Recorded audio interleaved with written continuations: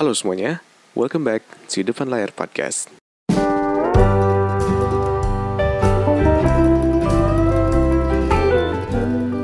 Halo semuanya, balik lagi di Depan Layar Podcast. Apa kabar kalian semua hari ini? Gue doain semoga kalian semua baik-baik aja. Thank you buat kalian semua udah dengerin podcast gue hari ini dan yang udah dengerin podcast gue dari sebelumnya.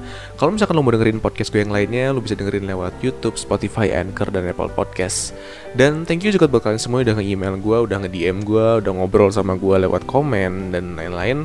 Dan kalau misalkan lo mau support podcast gue, lu bisa donasi lewat Saweria yang udah gue kasih linknya di YouTube deskripsi di bawah atau di cover YouTube yang lu lihat sekarang.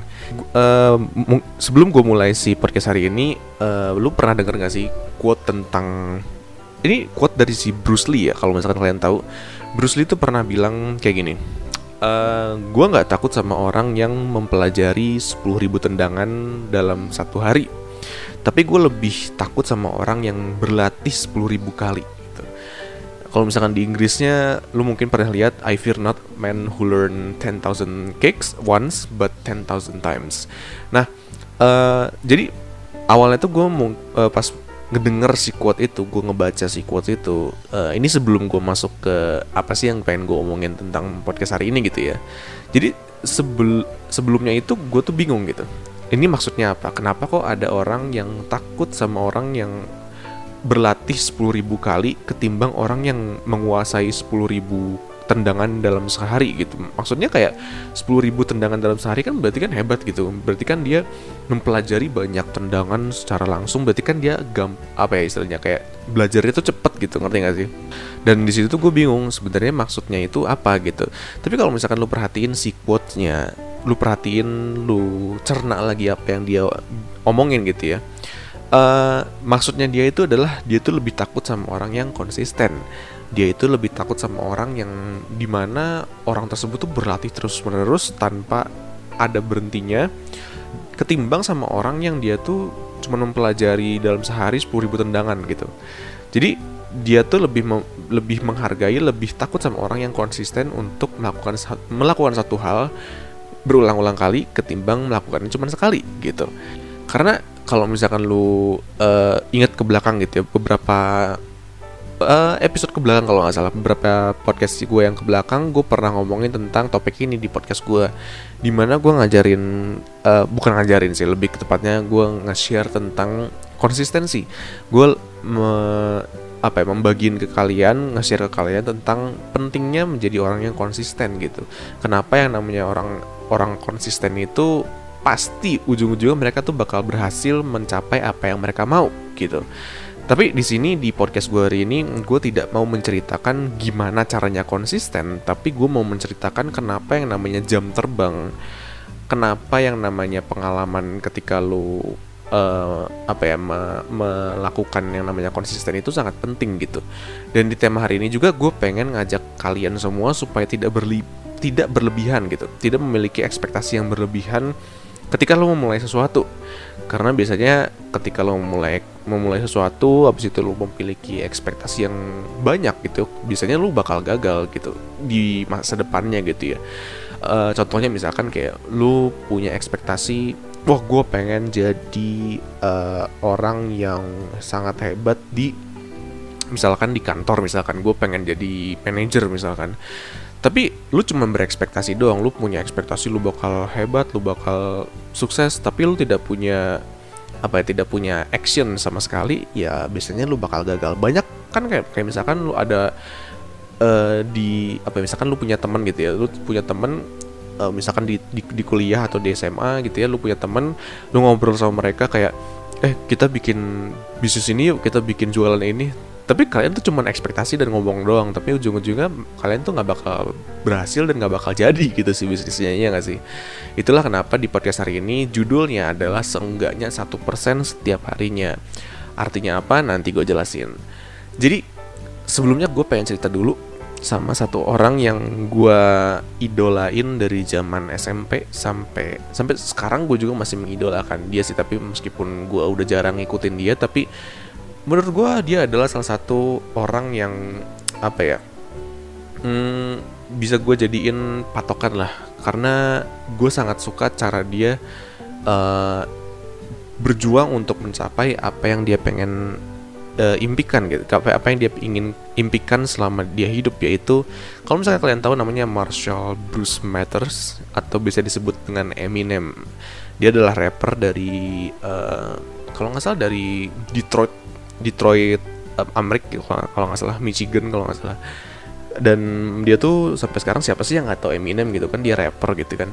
Banyak lagu-lagu dia yang dia bikin, kayak misalnya kalau lu nonton film Venom juga kan lagu soundtracknya dia yang bikin juga gitu. Dan ya banyak lah, kalau misalkan lu nggak tahu Eminem, lu cari aja di Google.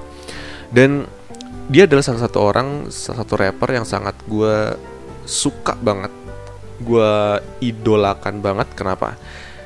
Gue ceritain dulu sedikit dari cerita dia gitu ya. Jadi si Eminem ini adalah orang yang dilahirkan di keluarga yang nggak terlalu baik gitu.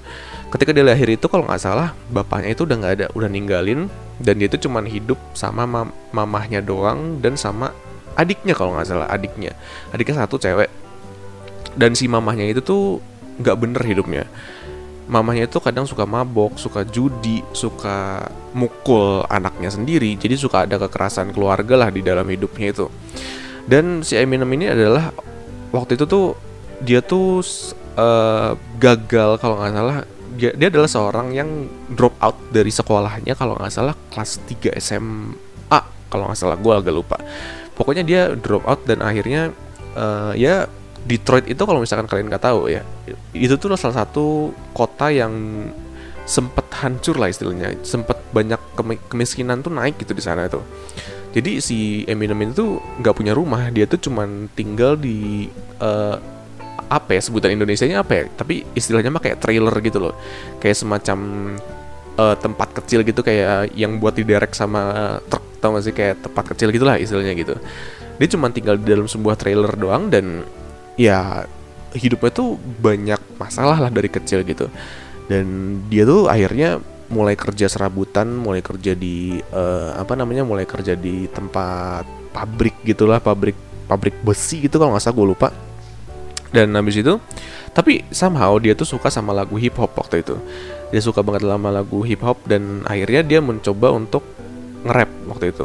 Dan di sana tuh kan apa ya istilahnya, dia tuh rapnya dia tuh mulai rap dari rap jalanan gitu. Dia mulai nge-rap di jalanan, mulai nge-rap bareng temen-temennya, dia ngasah skillnya dia gitu. Sampai akhirnya dia tuh mulai rap di salah satu perlombaan rap gitu, ya di apa ya, perlombaan lokal gitulah di kotanya dia. Awalnya dia gagal sampai dia tuh dia tuh punya banyak istilahnya apa, masalah sama orang-orang yang di sana gitu, gara-gara ya apa ya, kebanyakan zaman dulu tuh rapper itu kulit hitam, kebanyakan kalau misalkan lu tahu di Amerika itu kebanyakan kulit hitam, di mana turunan Amerika gitu. Tapi sementara si Eminem ini kan kulit putih sendiri gitu, jadi dia tuh mulai banyak bully atau cacian dari orang-orang sekitarnya gitu. Mana ada sih orang kulit putih yang rap gitu zaman dulu gitu. Tapi akhirnya si Eminem itu tetap berlatih terus, dia latihan terus, dan akhirnya dia sempat menangin lomba di kontes rap di kotanya dia gitu. Dan dari situ tuh nama dia tuh mulai kesebar ke orang-orang, kayak ini orang jenius banget bikin liriknya, jenius banget waktu dia freestyle rapnya. Akhirnya mulai nemu apa ya istilahnya, nemu orang-orang yang dia tuh udah berkecimpung di dunia hip hop dari dulu. Contohnya kayak misalkan lu tahu tentang Dr. Dre, kalau misalkan lu tahu, dia mulai dia tuh mulai ngangkat si Eminem ini, dia tuh diangkat supaya ayo lu bisa kok, supaya lu tuh bisa dapet nama lebih banyak lagi, lu bisa bikin lagu lu sendiri, lu bisa bikin album lu sendiri. Dan singkat cerita, pokoknya dari tahun 90 sampai 2000-an awal gitu ya, Eminem tuh yang awalnya cuman orang yang tinggal di dalam sebuah trailer, kerja serabutan, dan dia tuh ngejar impiannya buat jadi seorang rapper gitu ya. Akhirnya di tahun 2013 kalau nggak salah, dia tuh bikin konser sendiri di Wembley Stadium, kalau misalkan lu tahu di Inggris ya kalau nggak salah. Dia bikin konsernya dia sendiri di Wembley Stadium khusus buat dia doang, dan tulisan Eminemnya tuh besar banget di stadiumnya gitu. Padahal dia tuh awalnya cuma orang yang biasa aja, orang yang cuman ya di istilahnya di aniaya sama ibunya sendiri, terus dia punya banyak musuh di kotanya sendiri, dan dia tuh istilahnya nggak ada chance, nggak ada kesempatan buat jadi seorang rapper terkenal gitu, tapi ujung-ujungnya dia sekarang jadi salah satu rapper terbaik di dunia gitu. Nah, dari apa yang gue dapat dari ceritanya Eminem waktu itu, satu hal yang menurut gue hal yang selalu dilakukan sama semua orang yang sukses itu adalah konsistensi. Adalah dia tuh selalu berlatih terus tanpa ada rasa bosan. Dia berlatih terus supaya dia tuh memiliki skill yang berkembang setiap harinya. Meskipun tiap harinya dia latihan itu nggak sampai jadi tiba-tiba jadi hebat, tiba-tiba jadi jago gitu, enggak. Dia pokoknya berlatihnya itu ya pelan-pelan gitu, pelan-pelan dia latih terus. Kalau udah salah ya diperbaikin segala macam gitu. Dan itu yang gue pelajarin, dimana lu itu nggak bisa jadi hebat kalau misalkan lu cuman latihan 1-2 kali doang, tapi lu harus latihan mungkin seumur hidup lu untuk jadi seorang yang paling hebat di dunia ini gitu. Dan akhirnya dari saat itu gue mulai terapin ke hidup gue waktu zaman gue SMP, dimana gue itu mulai coba latih segala macam yang gue suka. Waktu itu, di zaman itu gue suka sama yang namanya komputer dan editing. Gue latih semua hal yang gue suka tentang komputer dan editing. Gue ingat banget zaman SMP itu gue pernah ngerusak komputer gue hanya karena gue pengen berlatih gimana sih caranya memasang hardware, gimana caranya ngebenerin komputer gue sendiri. Dan gue juga dari situ tuh gue latih skill. Waktu itu gue ingat banget, gue skill Photoshop gue latih, skill editing kayak Adobe Premiere kalau misalkan kalian tahu. Gue bener-bener latih banget. Dan itu tuh nggak cukup cuman waktu zaman gue SMP doang. Itu gue latih sampai zaman gue SMA. Berarti sekitar 4-5 tahun tuh gue latih hal yang sama, gue kerjakan hal yang sama. Dan meskipun memang itu sulit, kalau misalkan lu tahu di tengah perjalanan gue untuk belajar semua hal yang gue pelajarin itu, gue ingat banget ada satu orang teman gue yang dia tuh ngeledek gue, istilahnya kayak memandang gue sebelah mata hanya karena gue tuh tidak punya peralatan yang mahal istilahnya. Dia tuh ngerasa kayak yang dia tuh punya peralatan yang mahal, dan dia tuh bilang kalau misalkan peralatan gue tuh terlalu murah dan gak bakal bisa gitu. Dan itu tuh gue ngerasa kayak, wah ini orang kok nantang gue banget gitu. Tapi gue bukan nantang main fisik gitu, bukan, tapi gue nantang skill. Hingga akhirnya gue inget banget, dia tuh memang terkenal sebagai seorang yang punya gear atau peralatan yang mahal untuk editing dan fotografi, videografi. Tapi gue inget banget, dia tuh tidak memiliki karya sama sekali. Dia nggak punya karya yang dia bikin sama sekali. Dan gue inget banget waktu kelas 12 SMA, gue pengen ngebuktiin ke teman-teman gue kalau misalkan orang yang nggak punya gear atau peralatan yang mahal itu bisa ngalahin orang yang punya gear yang mahal dengan skill yang besar gitu, ngerti gak sih? Dan akhirnya sempat ada lomba kan, waktu itu sempat ada lomba.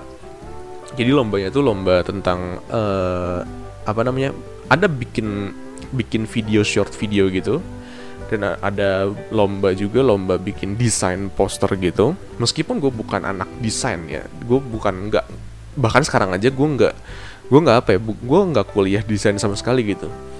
Dan tapi waktu itu gue bisa memenangkan juara 1 dan juara 2. Juara 1 untuk tingkat sekolah, juara 2 itu juara 1 itu tingkat sekolah gue doang, dan juara 2-nya itu gue tingkat sekolah Bandung atau Jawa Barat ya, Bandung. Dan waktu itu tuh gue ngerasa kayak, wah gila ya, ternyata apa yang gue latih selama gue dari SMP sampai SMA itu ada gunanya.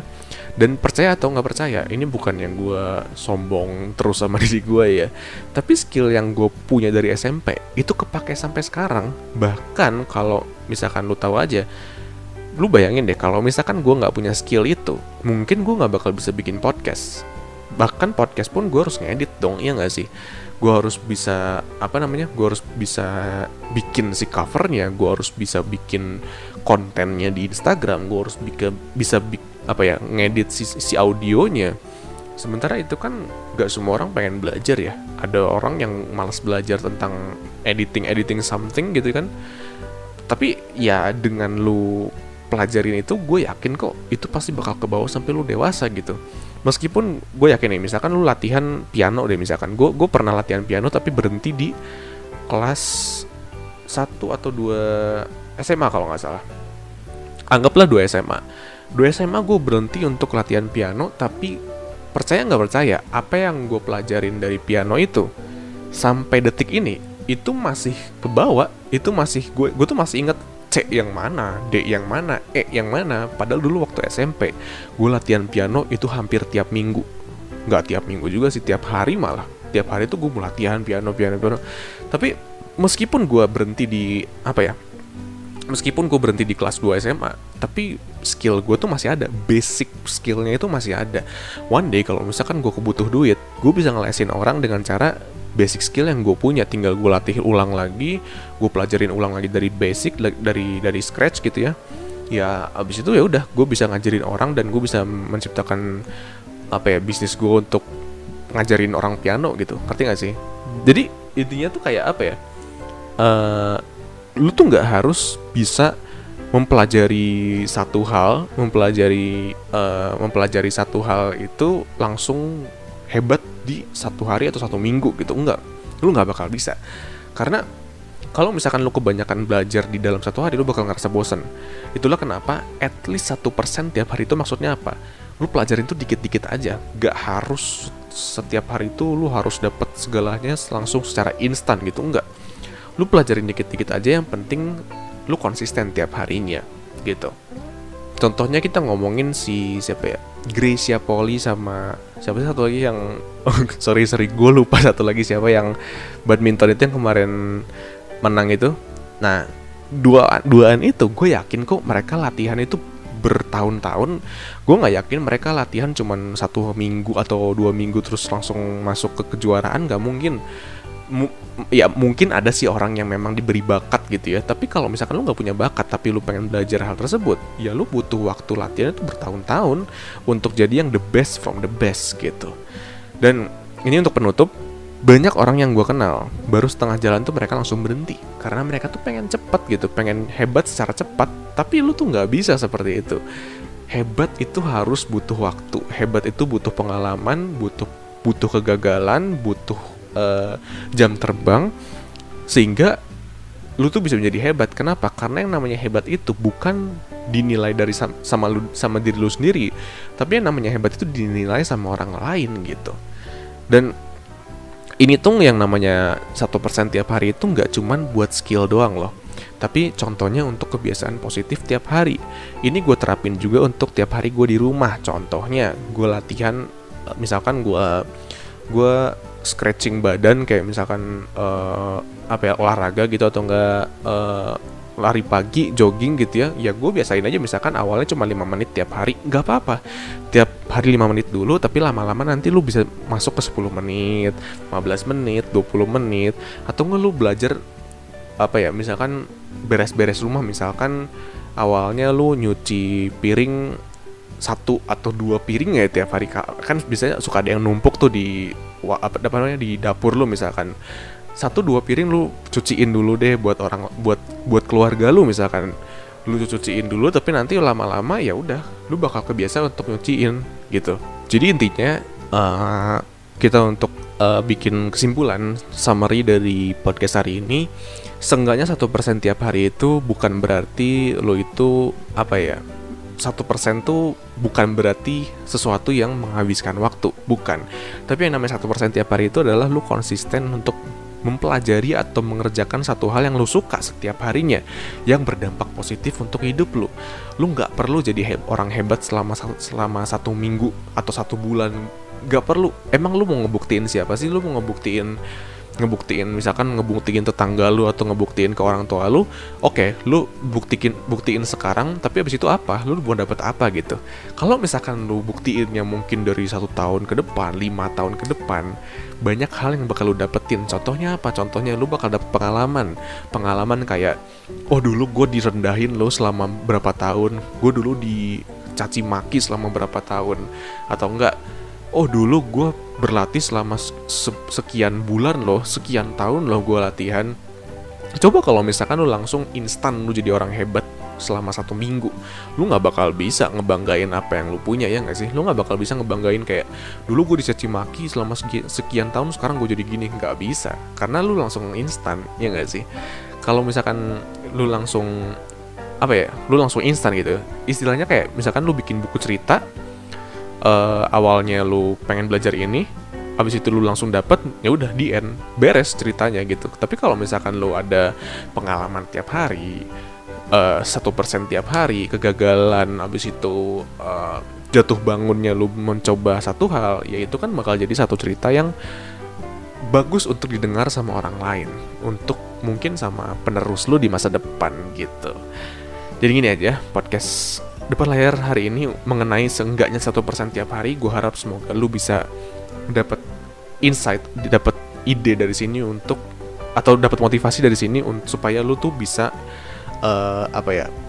konsisten untuk melatih diri lu seenggaknya 1% tiap hari gitu. Jadi sampai sini aja podcast hari ini. Thank you buat kalian semua yang dengerin podcast gue hari ini. Sampai jumpa lagi di podcast Depan Layar selanjutnya. Gue Joshua dan goodbye.